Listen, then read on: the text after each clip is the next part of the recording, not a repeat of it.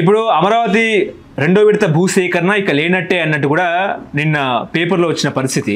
లేనట్టే అంటే ఉండదు అని నేను గతంలోనే నీకు చెప్పు, ఎట్టి పరిస్థితిలో ఉండదు అంత ఈజీగా ఆమోదం. ఎందుకంటే మొదటిసారి తీసుకున్నట్లకే ఇప్పుడు ఈ అతిగతి లేదు. ఇప్పుడు అట్లకే రైతులతో ఎదురుతున్నారు. ఏంటి మా పరిస్థితి, ఇంకో ఎందుకు అడుగుతారు ప్రజలు, ఆలోచిస్తారు ఎందుకు ఇంకో 40,000 ఎకరాలు ఏంటి ఉన్నట్లకి దేశంలోనే ఏ యొక్క రాజధానికి 10,000 ఎకరాలు మించి లేదు దేశంలోనే ఏ రాష్ట్రానికి కూడా.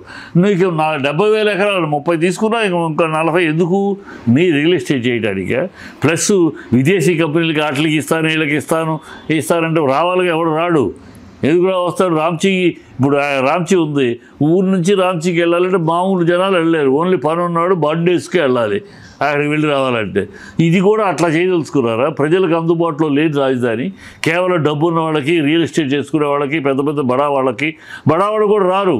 బడావాళ్ళు వస్తే నువ్వు వాడు బిల్డింగ్ కట్టుకుంటే సరిపోదు కదా, దానికి వర్క్ చేసేవాడు రావాలి పోవాలి కదా. అసలు అక్కడ నివాసులకు కానీ దీంట్లో అది ఉండే డ్రామా చేస్తున్నారు. పోయినసారి జిమ్మికి చూపించారు ఫోటోలు చూపించి, ఇప్పుడు ఇలాంటి చూపిస్తూ ఏదో చేసేస్తాం. ఏది ఇంతవరకు పురాదులయ్యి సంవత్సరం అయింది. నీళ్లు తోడటమే సరిపోతుంది కదా, ఎప్పటికప్పుడు వాన పట్టం నీళ్లు తోటం ఇదే సరిపోతుంది. క్లియరెన్స్ అని కోట్లు పెట్టారు. ఏమి వీళ్ళు ఈ 5 ఏళ్ళు కూడా చూస్తూ ఉండండి. ఈ 5 ఏళ్ళు కూడా ఈ రాజధాని అనే పేరు మీద అది జరుగుతుంది ఇంకా వాళ్ళు ఎతుకుతున్నారు. ఈ డిలే అవడానికి నింద జగన్ మీద ఎలా వేయాలి అనే ఆలోచన ఇక దొరకడం వాళ్ళకి. ఇది పాయింట్ దొరికితే డిలే అయింది ఎందుకంటే జగన్ అని చెప్తారు. పోయినసారి చెప్పారు, పోయినసారి 5 ఏళ్ళు జగనేం కాదు కదా, మీరే కదా, మీరు చేసుకోలేకపోయారు కదా, మీ దగ్గర ఏమి ప్లాన్ సరిగ్గా లేక. ఇప్పుడు సంవత్సరంన్నర అయిపోయింది, ఇంకేంటి 1.5 ఇయర్ అయింది. ఇంతవరకు ఏంటి ఇంకా నీళ్లు తోటంలోనే ఉన్నారు. ఏం చేశారు? పోలవరం ఏం చేశారు ఈ సంవత్సరాల్లో?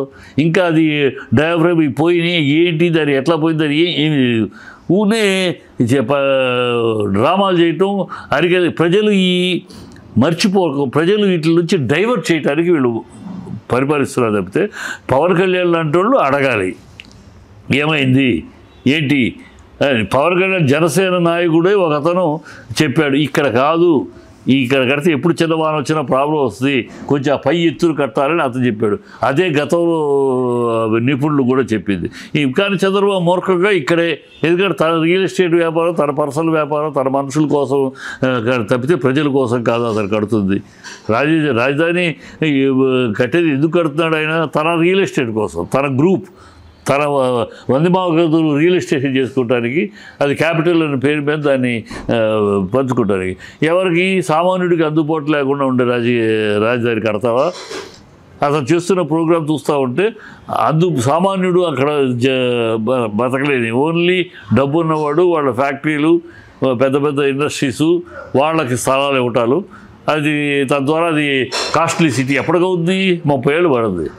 రాజధాని ఎప్పుడు కూడా ఈ ప్రపంచంలోనే ఎక్కడ కూడా రాజధాని అట్లా రెడీ బొమ్మ కాదు, అలా రెడీ చేసి ఇలా తీసుకొచ్చి పెట్టాలి. It develops as days goes on. ఆ కాలక్రమంలో అలా పెరుగుతాడు. చెన్నై పెరిగినా, ఒక బాంబే పెరిగినా, ఒక బెంగళూరు పెరిగిన కాలక్రమంలో పెరుగుతూ ఉంటాడు.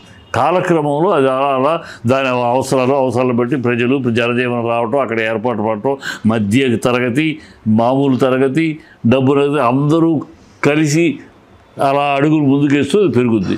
ఈయన మధ్యతరగతి ఇప్పుడు ఒక సెంటు భూమి కొనమనండి మధ్యతరగతి వాళ్ళని, అక్కడ మామూలు వాళ్ళు కానీ ఒక గజం భూమి కొనగలను ఆ స్థాయికి తీసుకెళ్ళిపోయాడు. ఓన్లీ డబ్బున్న వాళ్ళే కొనగలరు. డబ్బున్న వాళ్ళు రాజధాని చేస్తున్నాడు ఆయన, సామాన్య ప్రజలకు అందుబాటులో రాజధాని కాదు. ఇది అందువల్ల అది అవ్వదు. రేపు 5 ఏళ్ళు కూడా అవ్వదు. చూస్తూ ఉండండి మీరు. ఇవాళ చెప్తారు, రాసి పెట్టుకోండి. మళ్ళీ 2029 నాటికి ఆయన ఏదో ఒక సాకు చెప్పి దాన్ని చెత్త చేసేసారు, 5 ఏళ్ళు ఆ చెత్త తీయడానికే సరిపోయింది అంటాడు. ఇలాంటి వాగుళ్ళు అవుతారు తప్పితే ఇప్పుడు ఏ గబగబని ఈ ప్రజలు ఎలా ఆమోదిస్తారమ్మా? 30,000 ఇచ్చేసి అతిగతి లేదు, వాటికి అతిగతి లేదు. ఇంకో 40,000 దేనికి రాజధానికి 40,000 ఎకరాలు ఇంకెందుకు? 30,000 ఎకరాల్లో కట్టలేదు, నువ్వు 70,000 ఎకరాల్లో కడతావా? ఏమి కథలు చెప్తావు, ఎవరికి వినిపిస్తావు? సింగపూర్ అంటాడు. గతంలో సింగపూర్ డ్రామా అయిపోయింది. సింగపూర్ వచ్చాడు, ఇక్కడ సింగపూర్ సిటీ కట్టేస్తాడు, వాడికి 16,000 ఎకరాలు ఇచ్చా, 1600 ఎకరాలు ఇచ్చావు, దుమ్ము లేపేస్తాడు, అది ఇది అన్నాడు. వాడు టాటా బై బై చెప్పాడు, ఇక్కడ కట్ట కుదరదు, ఇక్కడ భూమి సారం తక్కువ, పెద్ద పెద్ద బిల్డింగ్లు ఇక్కడ కట్టలేము అని వాడు ఈ టైప్ చేసుకుంది సింగపూర్ దేశంతో కాదు, సింగపూర్ వ్యాపారస్తుడు ఈశ్వరుడు అని వాళ్ళు సింగపూర్ ప్రభుత్వం అరెస్ట్ జైల్లో పెట్టింది. వీళ్ళ వ్యాపారాలు వీళ్ళ లకునాలు ఇలా ఉంటాయి. మళ్ళీ వాడు సింగపూర్ అంటాడు, సింగపూర్ డిజైన్ ఇస్తుందట. ఎందుకు ఇస్తుంది? జనాలు భయపెడతారు. జపాన్ అనుకున్నాళ్ళు, జర్మనీ అనుకున్నాళ్ళు, సింగపూర్ అనుకున్నాళ్ళు, ప్రజల్ని ఏదో మభ్యపెట్టి మోసం చేద్దామనే తప్పితే చంద్రబాబు జీవితంలో, ఆయన రాజకీయ జీవితం మొత్తంలో ఎప్పుడైనా పేదల గురించి ఆలోచించాడా? పేదలకు ఏమైనా చేశాడా? చెప్పండి. ఎంతసేపు ఆయన డబ్బున్న వాళ్ళని పక్కన పెట్టుకుంటాడు, డబ్బున్న వాళ్ళ కోసం, బడాబాబుల కోసం చేస్తాడు పరిపాలన. అందుకనే చెప్పండి, ఇప్పుడు చంద్రబాబు రామారావు గారు పేరు చెప్పగానే, రామారావు గారి పేరు చెప్పగానే ఏమొస్తుంది?